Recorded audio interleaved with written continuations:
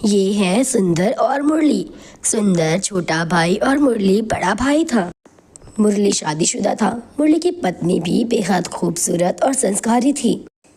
दोनों ही बेटे अपनी माँ शकुंतला से बेहद प्यार करते थे। दोनों बेटों के साथ मुरली की पत्नी अवंतिका भी अपनी सास को बेहद प्यार व इज्जत देती थी। और इसी तरह से शकुंतला का परिवार गरीब जरूर था, लेकिन उनमें खुशियों की कोई कमी नहीं थी। और ऐसे ही बारिश का मौसम था।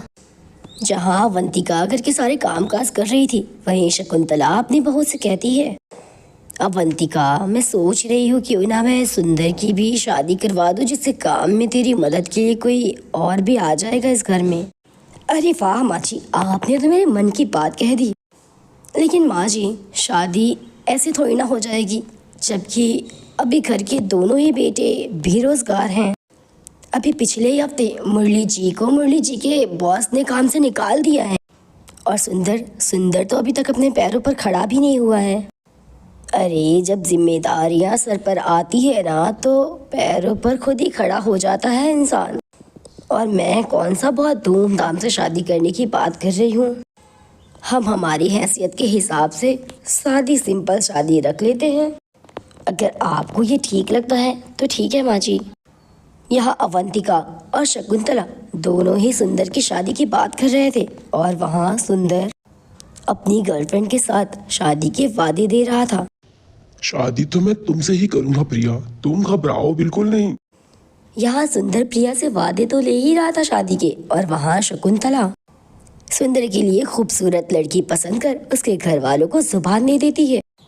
और शकुंतला की जुबान की बहुत ही कीमत थी। आज तक शकुंतला ने किसी को जुबान दी है तो उसे निभाई है। इस बात को सुंदर भी अच्छी तरह से जानता था, और इसी कारण सुंदर ना चाहते हुए भी अपनी माँ की पसंद की लड़की से शादी कर ही लेता है। अब बरसात के महीने में एक कमरे में अचानक जोरदार बारिश हो जाती है, जिस कारण मुरली फिर से काम पर नहीं जा पाता और खाने के लिए एक दाना भी नहीं बचता घर में। माँ जी, खाने के लिए तो आज भी कुछ भी नहीं है। ऐसा करती हूँ, मैं दलिया बना लेती हूँ सबके लिए। थोड़े से चावल बचे हुए हैं। मेरी बहू तो कितना हम लोगों के बारे में सोचती है। आज तक मुरली से तो उन्हें उफ तक नहीं की। और हर बार की तरह अवंतिका इस बार भी खाने का अन्न का एक दाना भी ना होते हुए भी सबके लिए उसने भरपेट खाने का इंतजाम किया। और इधर सुंदर की पत्नी, जिसे आए हुए अभी घर में हफ्ते भर नहीं होते कि उसने अपने रंग दिखा दिए। सुंदर, मेरी सारी दोस्त घूमने के लिए मनाली जा रही हैं। क्या तुम भी मुझे वहाँ पर हनीमून लेकर चलोगे? तुम तो जानती हो ना, हमारे घर के हालात अभी बिल्कुल ठीक नहीं है। मुरली भैया का भी काम छूट गया है बारिश के कारण, और मैं तो अभी तक अपने पैरों पर भी नहीं खड़ा हुआ हूँ। लेकिन तुम मेरा यकीन करो, मैं जल्दी अपने पैरों पर खड़ा होकर दिखाऊंगा और तुम्हें मनाली नहीं, हर देश घुमाऊंगा। हाँ हाँ, बड़े बड़े सपने दिखाओ, बस करनी तो है नहीं कुछ। तुम्हारी माँ ने तो मेरी जिंदगी बर्बाद कर दी। सुंदर की पत्नी ने सुंदर के साथ ही सुंदर की माँ को भी बहुत इंसल्ट किया, जो बात सुंदर को बिल्कुल हजम नहीं हुई। क्या तुम्हें शर्म नहीं आती? अरे, तुमको अभी आए हुए इस घर में 4 दिन भी नहीं हुए, और मेरी बड़ी बहू को देखो, जिसने इस घर को इतने सालों से संभाल रखा है। अरे, तुम तो ये मनाओ कि जब से तुम आई हो इस घर में बारिश का पानी नहीं आता। मेरी बड़ी बहू ने ना जाने कौन कौन से इस घर में दिन देखे, लेकिन कभी उसने उफ तक नहीं किया। और मैं मानती हूँ कि तुम्हारा कहना सही है कि सुंदर को अपने पैर पर खड़ा होना चाहिए, लेकिन सुंदर कोशिश तो कर रहा है ना बहू, तुम उसे थोड़ा वक्त तो दो। आप मेरे बीच में ना बोले ना तो ही अच्छा होगा, क्योंकि ये सब कुछ जो मेरे साथ हो रहा है ना, इसकी वजह सिर्फ आप हैं। इन सारी की जिम्मेदारियाँ आपकी बनती हैं।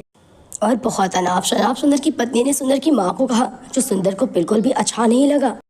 सुंदर उसी दिन शहर के लिए रवाना हो जाता है। जैसे तैसे सुंदर शहर पहुंचता है। सुंदर पढ़ा लिखा था, क्योंकि सुंदर के बड़े भाई मुरली ने उसे पढ़ाया लिखाया था, जबकि मुरली खुद अनपढ़ था। सुंदर पढ़ा लिखा था, जिस कारण सुंदर को अच्छी नौकरी भी मिल ही जाती है। और पूरे 1 साल के बाद सुंदर वापस गांव आता है। शकुंतला अपने बेटे को देखकर बहुत खुश हो जाती है। तभी सुंदर की पत्नी आगे बढ़ती है कि वो देखती है कि सुंदर अकेला नहीं है, सुंदर के साथ तो कोई अजनबी लड़की भी है। ये कौन है सुंदर? ये मेरी होने वाली पत्नी है। ये तुम क्या कह रहे हो? जबकि मैं तुम्हारी पत्नी हूँ, फिर तुम इसे होने वाली पत्नी क्यों कह रहे हो? क्योंकि मैं तुमसे शादी होने से पहले से ही प्रिया से प्यार करता था, लेकिन मेरी माँ ने तुम्हारे परिवार वालों को जुबान दी थी, जिस कारण मुझे तुमसे शादी करनी पड़ी। और मैंने तुमसे पूरे सच्चे मन से शादी किया था। इस रिश्ते को निभाने की मैंने पूरी कोशिश भी की थी, लेकिन तुम्हें तुम्हें तो बस पैसों से प्यार था ना। तुमने मुझे और मेरी माँ को बेइज्जत करने का कोई मौका नहीं छोड़ा। और जबकि ये प्रिया, तुम्हें पता है ये कितनी अमीर घर से है? जी, ये अपनी बाप की इकलौती औलाद है। इसके पास पैसों की कोई कमी नहीं है, और इसको अच्छी से पता था कि मैं अपने पैरों पर खड़ा भी नहीं हूँ। और वैसे भी अच्छा इंसान तो वही होता है ना जो बुरे वक्त में हमारा साथ दे। और तुमने मेरे साथ बुरे वक्त में क्या किया? सुंदर की बात से इस बार सुंदर की माँ और सुंदर का परिवार भी सहमत था।